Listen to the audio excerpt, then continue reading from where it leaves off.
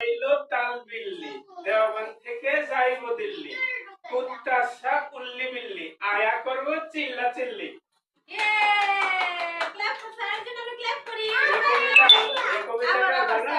এটা হলো কবি নজরুল ইসলাম যখন ক্লাস 8 এ পড়ে তখন সে দরিরামপুর হাই স্কুলে ভর্তি হয়। ওই যে রুটির দোকানে কাজ করতো সেখান থেকে নিয়ে আসে তাকে একজন এই যে রফিজউদ্দিন দারোগা নিয়ে আসে। তারপরে সে এসে হরিরামপুরে স্কুলে হাই স্কুলে ভর্তি হয়। ওখানে এই কবিতাটা লিখছে। হ্যাঁ, সুন্দর না? সুন্দর না?